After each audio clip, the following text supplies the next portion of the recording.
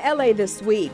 It's LA River Day. I'm Rasha Goel. Up next, how the city is raising awareness about this urban waterway. I'm Anna Marcos. A look back in history at one of LA's most iconic neighborhoods. More on the Bunker Hill Library exhibit coming up. Bring your hat, your sunscreen, whatever you need to bring. Just make sure you're down here for the 2015 kayaking expeditions hosted by the LA River. I'm Gil Reyes with a preview.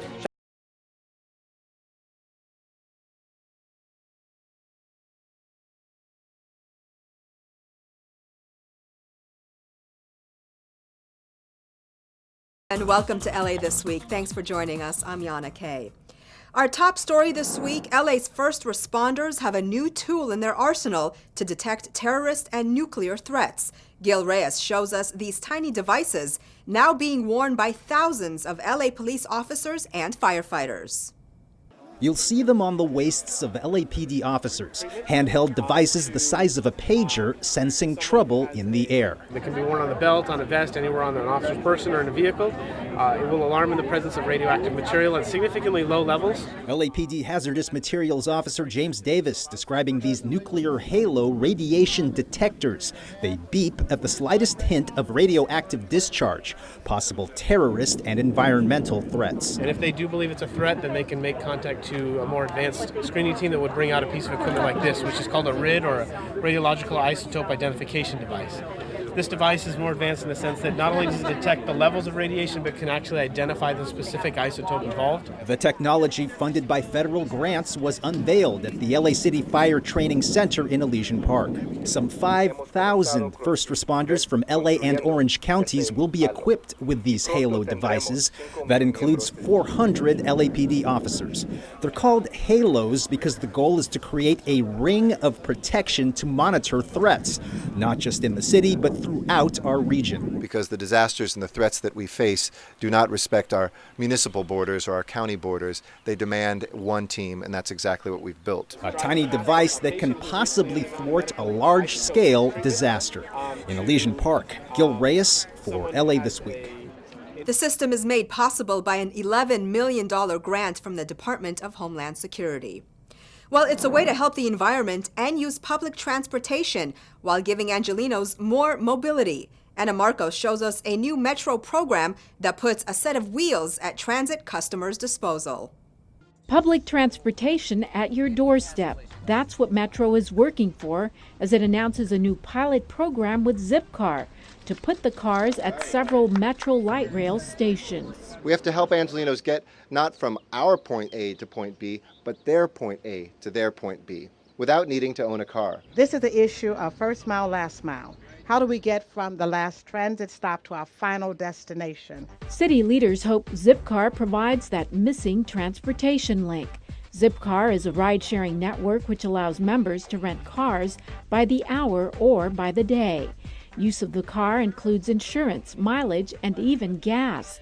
It's not only good for mobility, it's good for the environment. Every Zipcar takes 10 to 15 personally owned vehicles off the road, and Zipcar members cite a savings of $600 a month when they compare car sharing to car ownership. The pilot program will put 2 Zipcars at each of 10 Metro stations, including the North Hollywood Red Line stop and the Redondo Beach Green Line station.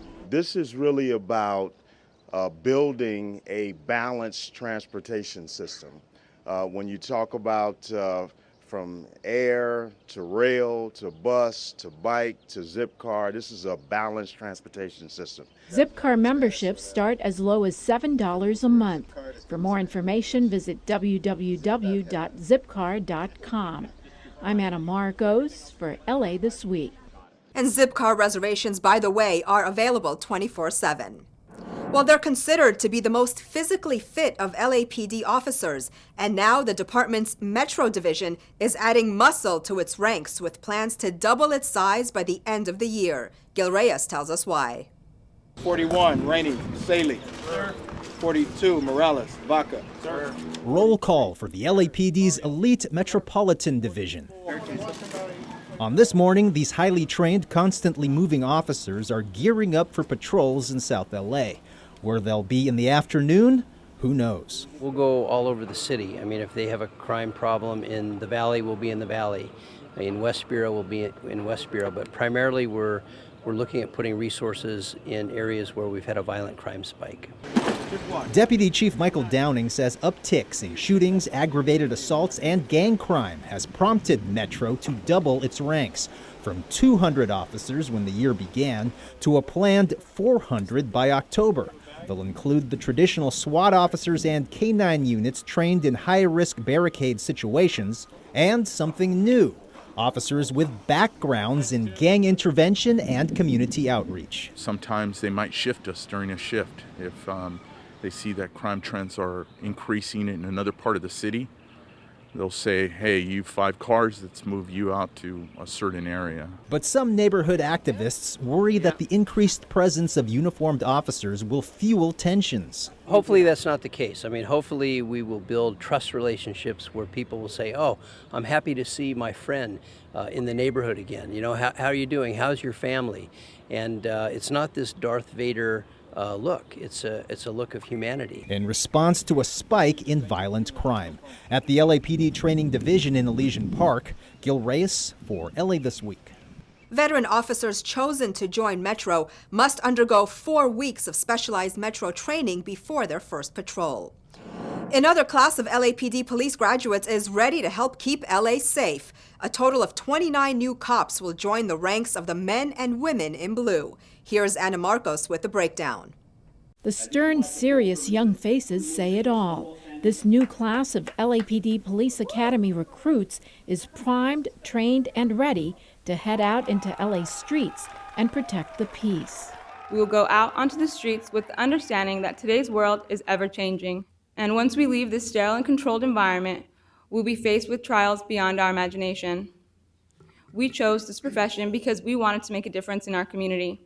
I feel really happy for him, relieved. The class of 2014 is fresh off 6 months and close to 1,000 hours of tough police training. 23 men and 6 women made it through. 23 of these officers will go into the LAPD ranks, 3 will be sworn into the airport police force, and 3 will ship out to the Port of Los Angeles. But just before it becomes official, the new cops receive some parting words of advice. You will not get respect unless you give respect. And that's very important to never forget. Law enforcement in the 21st century, although gratifying, is one of the most challenging and difficult occupations in the world today. I'm confident, though, that each of these young people can and will succeed. And then they're recruits no longer, but full-fledged officers of the law. But for this day at least, the day involves not keeping up with the criminals, but keeping up with Instagram and social media. I'm Anna Marcos for LA This Week. The ethnic makeup of this graduating class of recruits includes 11 Caucasians, 13 Hispanics, and 4 African Americans. Well, Los Angeles honors the contributions of LGBT activists and their ongoing efforts for equality. Rasha Goel has more.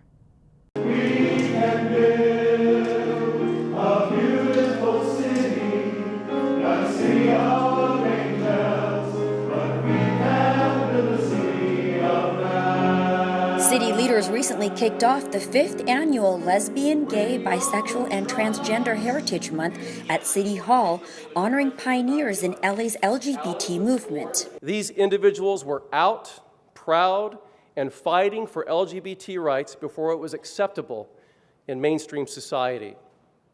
Because of their courage, they paved the way for the rest of us to live exactly as who we are today.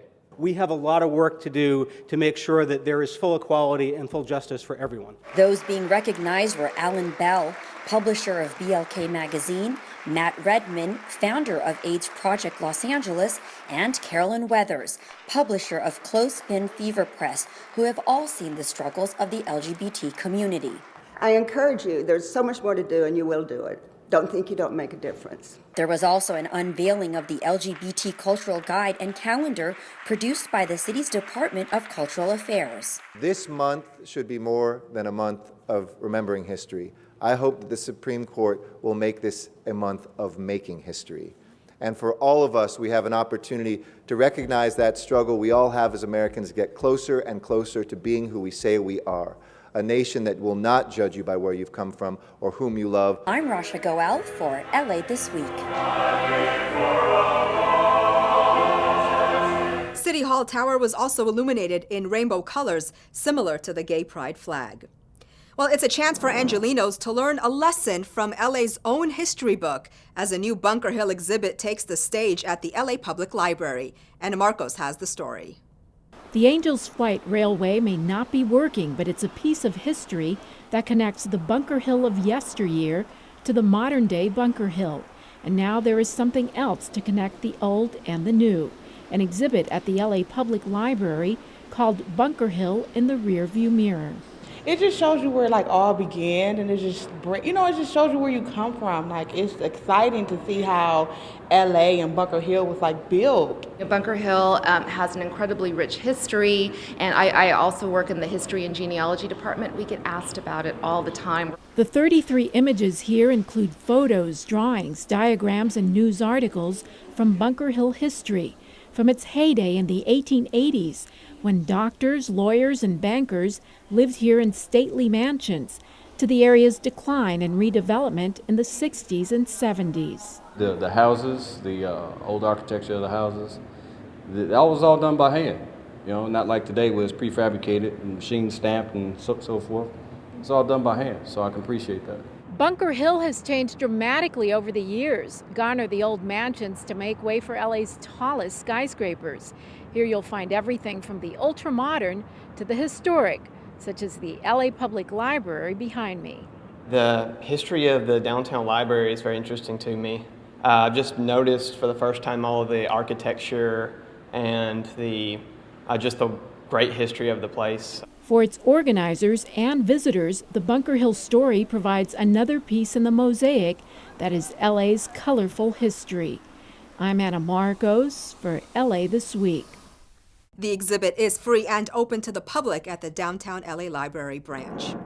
Well, it's a valuable resource in LA's own backyard, and city leaders are hoping to give the LA River a huge boost. Rasha Goel has more on the second annual River Day. Rasha. Yana, as part of the ongoing effort to raise awareness about the LA River, Councilmember Mitch O'Farrell recently celebrated annual LA River Day here at City Hall.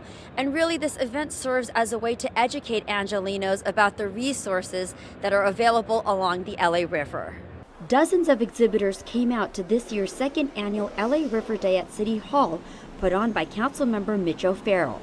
When it was channelized in the 1930s, it really did degrade the habitat, and it enabled development to go right up against the river, but it really also kind of killed the river at the same time. So River Day is a way to promote the fact that we are reinvesting and bringing it all back to life. The $1 billion revitalization plan includes enhancing areas along the 51-mile-long river, transforming the channel into an upscale amenity for Los Angeles. I'm working on enhanced increment financing, which would create a 45-year plan and a permanent revenue stream for all of the things that we want to do at the river.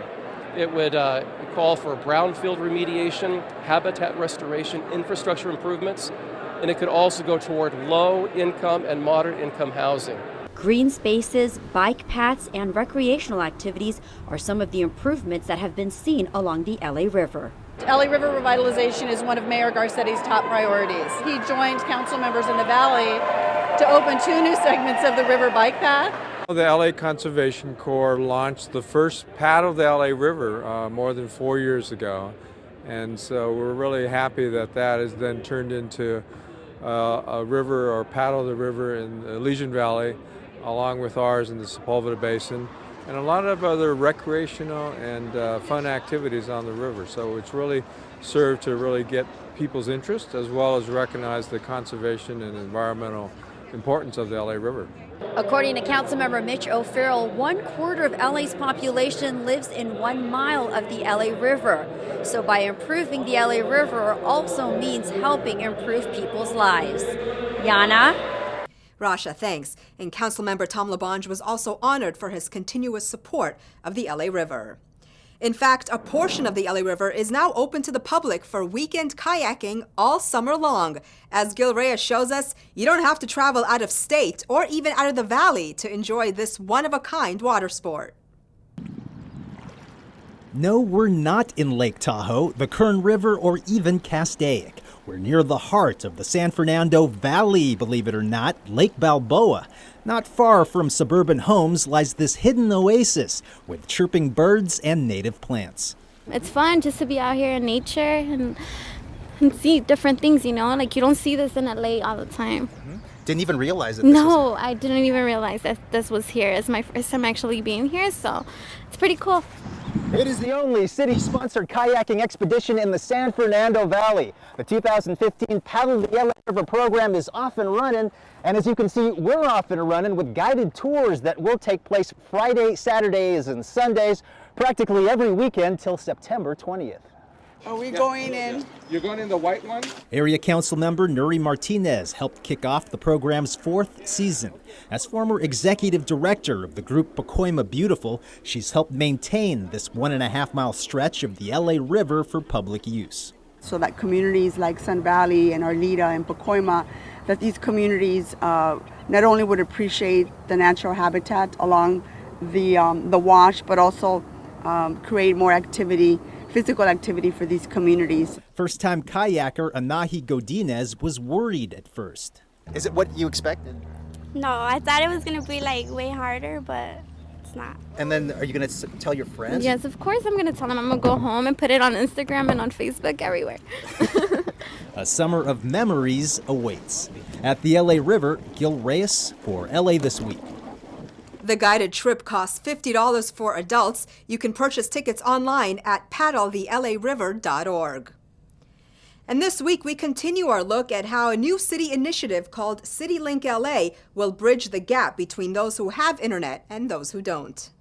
Checking email or doing a Google search on your smartphone or computer has become part of daily life for many Angelinos. And while access to high-speed internet may not be an issue, it is for many others in the community, creating what's called a digital divide. The term describes a connectivity gap among distinct, mostly low-income neighborhoods. Digital divide experts say this gap is caused by several factors. Cost is one of the barriers. People who just don't have access to it because maybe there isn't an available offer in their particular neighborhood, or people who just aren't aware of it. According to recent surveys, about 35% of Angelinos do not have high-speed internet. That's why they have to rely on community centers like the Magnolia Place to get connected. While community centers do offer internet access, computer use and center hours are limited. Other community members who do have a computer or smart device usually end up at libraries in search of free internet. I go to a number of libraries around the area. Late at night, you go by and sometimes you see libraries closed, but you see a family in their car connecting to the internet service that's at that library because they're offering, what's great, they're offering that free service. But those students are going to have, are having to travel all the way there just to get that connectivity. But Councilmember Bob Blumenfield and LA Mayor Eric Garcetti want to make sure everyone is connected at home and at work through a new initiative called CityLink LA, which will provide high-speed internet and Wi-Fi to residents and businesses throughout all of LA. And for those who don't have computers, city leaders are working on that too through a program called Our Cycle LA, where old city computers are refurbished and then donated to those who need them. Welcome to your new computer. This is the monitor. I never had a computer in my life, and this is my first one. We'll start with the horizontal line. Computer training is also part of the program where instructors guide users through the basics, another step towards getting everyone in LA up to speed with access to vital information. Critical content that really is going to improve their educational and economic outcomes. City leaders hope to break ground next year. Now, what does the LAPD and the LA Dodgers have in common? Well, they're both pictured on some new baseball cards. That's the focus of This Week in Tweets. I'm Charlie Beck, Chief of Police in the City of Los Angeles. We're bringing back one of the LAPD's most popular relationship building tools, and that's the baseball cards. So much about loving. I wish you let me be, but destiny's got us into In the 80s and 90s, LAPD officers gave out Dodger baseball cards to kids in our community. So we attached that positivity to law enforcement, police officers, and it motivated me, inspired me to want to be that person. The Los Angeles Police Department released a video on Twitter promoting its latest effort to strengthen community ties. The LAPD and the Los Angeles Dodgers have come together to create special edition LAPD Dodger baseball cards, bringing back a tradition the LAPD began more than 30 years ago. Back then, the police department and the Dodgers launched a baseball card program to create a connection between community and law enforcement. And now, thanks to a contribution from the LA Police Foundation, the program is back. Chief Charlie Beck tweeted #baseball cards are back. Check out the great LAPD video announcing our community partnership with the Dodgers. And the cards are already putting smiles on plenty of kids' faces. Enzo A. tweeted a pic of a girl holding an LAPD Dodger baseball card. He tweeted, "Great neighborhood event in Highland Park today, LAPD softball game." He also tweeted a pic of the kids smiling and showing off their new baseball cards. He posted, "Baseball cards for the team." And LAPD 77th Street tweeted an adorable pic of a boy holding up 2 baseball cards. The post read, "Another happy customer." The cards feature a Dodger player and a member of either the LAPD or the Los Angeles County Sheriff's Department. And that's a look at This Week in Tweets. Well, a charter school is honored again for their academic excellence. The city attorney's office promotes gun safety, and some low-income families celebrate a new place they can call home. All these stories and more in CityBeat. Councilmember Mitch Englander recently unveiled an official City of Los Angeles street sign honoring the Granada Hills Charter High School's academic decathlon team, which won its 4th national title in 5 years. The 2015 sign was placed underneath the 2011, 2012, and 2013 dedications. Englander said the sign will serve as a permanent display of achievement and success to the entire community and future students, that by working together, studying, and persevering, kids can get a great education in Los Angeles and reach their dreams. Granada Hills Charter remains the only charter school in the almost 35-year history of the National Academic Decathlon Competition to claim the national title, and the only public school, traditional or charter, to capture the national title 3 years in a row, and now 4 times in 5 years. Tommy was 5 when he killed his 2-year-old sister with a single shot fired from a small rifle he received for his birthday. Los Angeles City Attorney Mike Feuer called for a renewed nationwide commitment to end gun violence during the first ever National Gun Violence Prevention Day by unveiling a public service announcement urging the safe storage of firearms. This 30-second television spot highlights tragic instances of guns killing children and asks the public to lock up your guns. Lock up your guns. Feuer also announced that his office filed misdemeanor charges against 10 people for alleged gun crimes. The gun charges were filed over the past month and vary from unlawful possession to concealment of weapons. At the news conference, Feuer was joined by representatives of Women Against Gun Violence, which produced the PSA, and the Violence Prevention Coalition. The next Ciclivia, which opens roads to bicyclists, pedestrians, and other non-car traffic, will be held in Culver City and Venice this summer. The 6-mile route will encourage people to walk or bike between Culver City and the beaches of Venice, by way of Palms, Mar Vista, and other beachside neighborhoods. Officials said participants will be able to explore diverse neighborhoods, discover new businesses, and even take a dip in the Pacific. The festival is scheduled for August 9th from 9 to 4 p.m. Community members recently celebrated the grand opening of a new apartment complex for low-income families in Boyle Heights. The 53-unit complex replaces a blighted property that once housed a bar and nightclub. The energy-efficient apartment building will also offer services to residents, such as classes in English, parenting, nutrition, health, and finances. More than 2,000 community members applied for apartments. I'm thankful and I'm grateful, that they did this, because it's helpful for other people, like especially us that we don't make that much. And I'm grateful that they thought about us. The residents said that they wanted to see something positive here, like housing and retail space, and we were able to make that vision a reality. Officials say they are planning more housing projects that will include the opportunity for home ownership. Never-before-seen photos of Marilyn Monroe now on display, some animated Disney classics come back to life, and Hello Kitty pulls out all the stops for fans. All this in this week's Things to Do.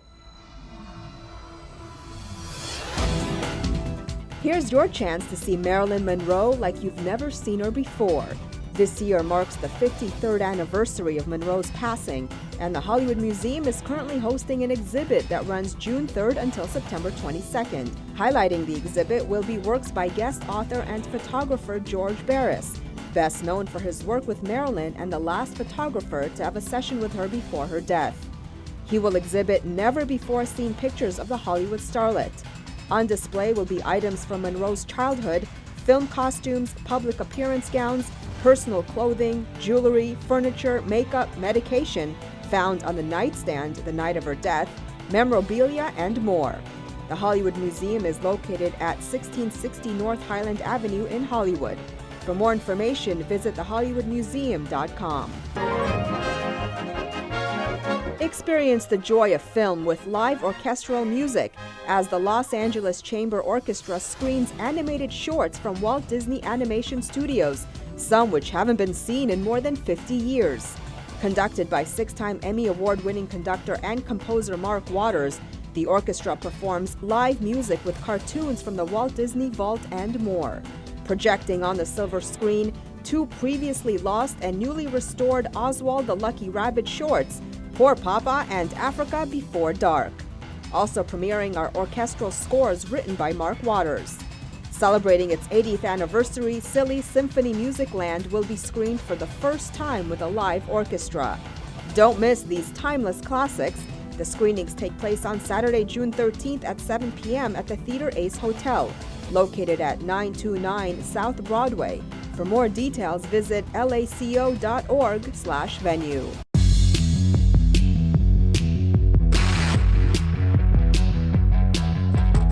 Hello Kitty is hitting the road with her first ever live entertainment show and North American tour. On June 12th through the 14th, the Fabulous Forum in Inglewood will play host to all things Hello Kitty with a super cute friendship festival. The event will feature live entertainment, cosplay, characters, interactive exhibits, and more. Join the fun, friendship, and festivities with multi-stage live performances, interactive entertainment, fashion, photo opportunities, and lots of special Sanrio surprises. The Fabulous Forum is located at 3900 Manchester Boulevard in Inglewood. For more information and to buy tickets, visit sanrio.com. And that's a look at some things to do. Well, that's going to do it for this edition. I'm Yana Kay, and from all of us here at LA This Week, thanks for joining us. A reminder that you can catch us online at lacitybeview.org, and you can also follow and like us on Facebook. We'll see you back here next week for more of